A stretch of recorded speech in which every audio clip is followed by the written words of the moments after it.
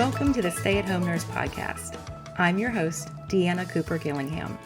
For over 25 years, I've strived to use my nurse credentials to find work that fit my lifestyle, whether it was raising my 4 children and 3 fur babies, traveling the world, or moving to Mexico and living on the Caribbean Sea. Sometimes I succeeded, and sometimes I failed, but I always learned from the experience. Now, I want to help you by sharing what worked and what didn't work. There are so many opportunities out there for nurses today. The Stay-at-Home Nurse Podcast will inspire and equip you to have a nursing career that is meaningful and supports your lifestyle. Now let's get started. Welcome to today's episode of the Stay-at-Home Nurse Podcast. Today I'm going to share with you how I've landed some of my best nursing jobs. There's a saying in business, your network determines your net worth. And while in nursing it may not determine your net worth, it will often determine your ability to get the best nursing jobs. Looking back on my nursing career, I can see numerous times where my network, who I knew, helped me to land a great nursing job. When I graduated from nursing school, it was really hard to get a job in a hospital. Luckily, the nursing program I went to was a 2-step program. After the first 3 semesters, you could sit for your LPN license, which I did. This was a great move because I was able to get a job at a home hospice company and get some experience. But that experience alone didn't get my foot in the door. What did was my network. My next-door neighbor's mother was the house supervisor for the local hospital, and my aunt's best friend was the nurse that ran the emergency department. These 2 women let me use them as references on my application, and then they went a step further. They went to the director of nursing and let her know that they thought I would be a great fit for their organization. Without the support of these 2 well-respected women, I would have never got an interview. Once I got an interview, I was able to use the fact that I had taken some courses after securing my RN degree and had experience as an LPN to land the job. Out of over 100 applicants, only 3 graduate nurses were hired, and I was one of them. I used my network again a few years later when moving 9 hours away from home. My network was able to tell me about the local hospitals in the area and help me find one that fit where I wanted to go with my career. When I found myself moving again a few years later, I reached out to my network, and I was able to find somebody who had worked in 2 of the 3 hospitals in the town that I was moving to. She helped me to decide which hospital was the right fit for me and introduced me to someone who worked there and put in a good word for me. One of the really interesting jobs that I've had was that of an on-call hospice nurse. Basically, I didn't have a caseload. I worked from 5 p.m. until the next morning at 8 a.m. on call for any calls that came in. I would phone triage those that I could, and I would go and make house calls on those that needed them. This was a salary position, so basically, I made the same amount of money if I didn't work at all, or if I worked 50 hours in 1 week. And yep, it was my network that got me that job. One of the questions I'm asked most often is, how do you get into case management? Well, for me, once again, it was my network. This is a really interesting story.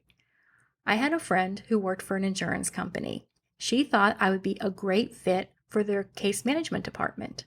So she snuck me the email address of the manager of that department.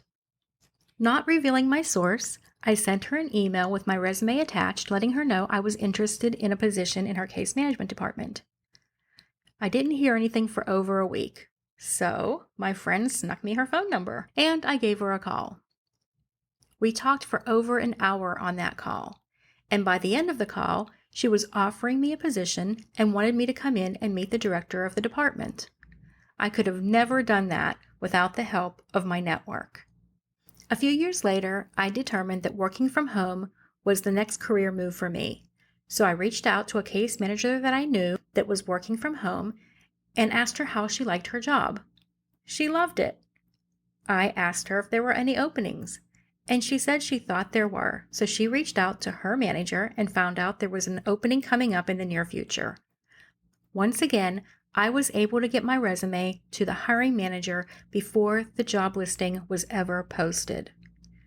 I could have never done this without the help of my network. Even as an entrepreneur, my network connections have been invaluable. They've helped me find a business partner, find collaborators, find mentors, and find mastermind partners. All of this has helped my business grow tremendously. Now, there is something to be said about your network. Your network has to be filled with the right people. These should be hard workers that are dedicated to their employers. They should not be troublemakers. They should not be negative, and they should not be gossipers. Employers are very unlikely to want to hire more people like that, and if those people recommend you, they will assume that you're just like them. So that being said, think about the people who you hang out with at work. Are they the hard workers? Are they the troublemakers? Do they gossip? Are they always negative? Stop hanging out with these people. There's another popular quote in business. It's by Jim Rohn. He says, you are the average of the 5 people you spend the most time with. So make sure you're hanging out with the right people, the people that are advancing their career, the people that are going in the direction that you want to go. These are the people you want to hang out with, and these are the people you want in your network. Now, your network alone will not get you the job, but it will get your foot in the door, and it will get you an instant reference. The great places to work are not looking for a warm body. They're looking for someone who fits their current team and will add to it, making it even better. The first place they look is for referrals from people on their team who they want more of. So let's look at some action steps you can take now. Make a list of the people who you went to school with and worked with in the past. Reconnect with them on Facebook and LinkedIn. If you live nearby, meet up with them for coffee. Even if you're not ready for a new position, keep in touch with them. You never know when you'll be able to help them or they'll be able to help you. One way to keep in touch is to share this podcast with them. I would love it if you would share it with somebody from your network. Let them know that there's somebody you would like to keep in touch with and that you're willing to help them in any way that you can. And that's a wrap on this episode on how I've used networking to get my best nursing jobs. I hope you'll join me next week, where I'll explain to you how I've gone from a bedside nurse to living on the beach in Mexico using my nursing credentials.